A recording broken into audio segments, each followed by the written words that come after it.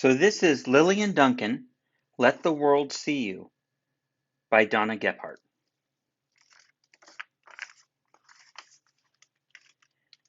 Lily Jo is not my name, yet, but I'm working on that.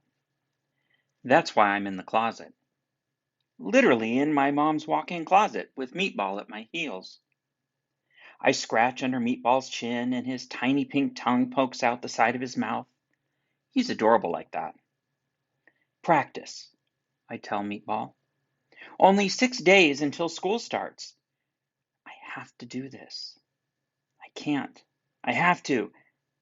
I can't. I almost feel my best friend, okay, my only friend, dare push me toward the dress.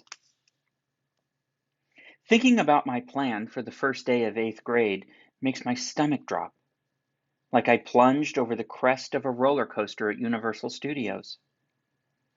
I'm sure not one other person going to Gator Lake Middle is dealing with what I am. Probably not one other person in the entire state of Florida. Statistically, I know that's not true because I looked up a lot of information on the internet, but it feels that way sometimes.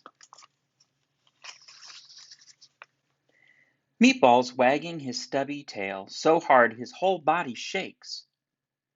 I wish the world were made of dogs. They love you 100% of the time, no matter what. I've got one for you, I tell Meatball as I pull a hanger from the rack.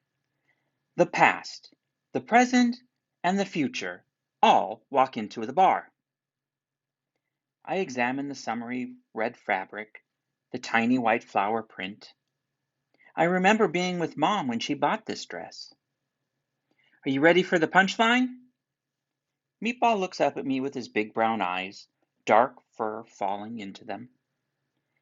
It was tense. Silence. Holding the dress to my chest, I say, the past, the present, and the future all walk into the bar. It was tense. Get it? Meatball tilts his head as though he's trying hard to understand. I scratch under his chin and let him know he's such a good dog, and I'm a total dork for telling a grammar joke to an animal. Then I focus on the dress. These are lilies of the valley, Mom said, pointing to the flowers when we were in the store. She held the dress to her cheek for a moment. Those were my favorite flowers when I was growing up in Burlington, New Jersey. We had them in the garden in front of our house, near the pink azalea bushes. They smelled so good. I sniff the flowers now, as though the tiny bell-shaped blossoms will smell like anything other than a dress. I'm glad Dad's at Publix, I tell Meatball, and Mom's at her studio. Gives me time to put the first part of my plan into action, the practicing part. Half of me is so excited I could explode. It feels good to finally be doing this. The other half, where other people's voices jam together in my brain, is terrified. Excited, terrified. Yep, those are the right words.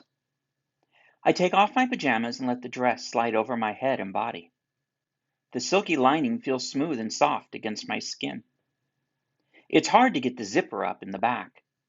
I consider going to Sarah's room and asking for help, but decide to do it myself, even though I know she'd help me.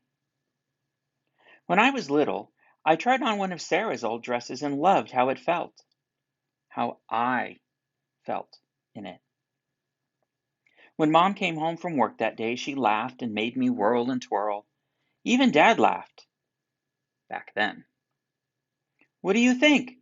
I ask Meatball while I twirl, feeling the skirt of the dress drift up, then back down against my legs. Meatball barks. I'll take that as an approval. He barks again. Or you might have to pee. I slip into Mom's sandals, barely believing my feet have now grown as large as hers. But they have. In her full-length mirror, I see how the top of the dress bags out. If only I had something up there to fill it out. like Mom and Sarah do.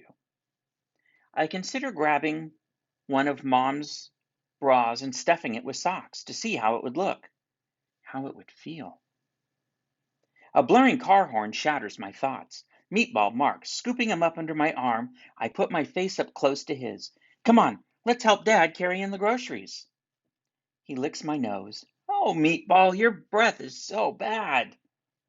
He nuzzles into my arm. But your heart is so good. I kiss the top of his head. Hope Dad remembered Pop-Tarts. Breakfast of champions. As we rush down the stairs, I hear Sarah's bedroom door open behind me. When we reach the bottom, I let Meatball down, then hurry to the front door and fling it open.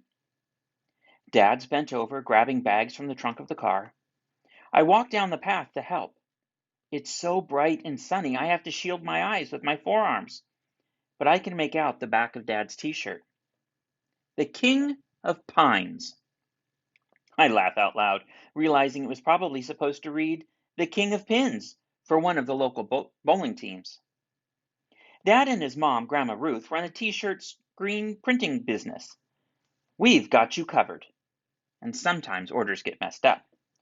Because Dad hates to waste anything, we all end up wearing his mistakes. My favorite was when a group of senior citizens asks Dad to make matching shirts for their upcoming vacation with the words, "The Bus Trippers." Dad goofed up the spacing, and the shirts ended up reading, "The Boo Strippers." He had to redo the whole order. Those shirts got tossed, though, because Dad said there was no way any of us were going to wear those rejects. It's funny how one little letter can make such a big difference to the meaning.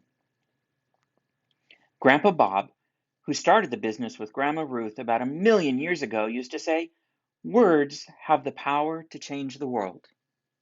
Use them carefully." After 2 years without him, I still miss him and his wise words. I'm reaching my hand out to help Dad when Dad turns around toward me, each of his hands loaded with grocery bags. I hold my breath, hoping Dad understands how much this means to me. Hoping that this time will be different. That, Timothy, what the hell are you doing? I deflate like a week-old balloon. I'm practicing, Dad. I'm practicing to be me. And that is the opening of Lillian Duncan, Let the World See You by Donna Gephardt.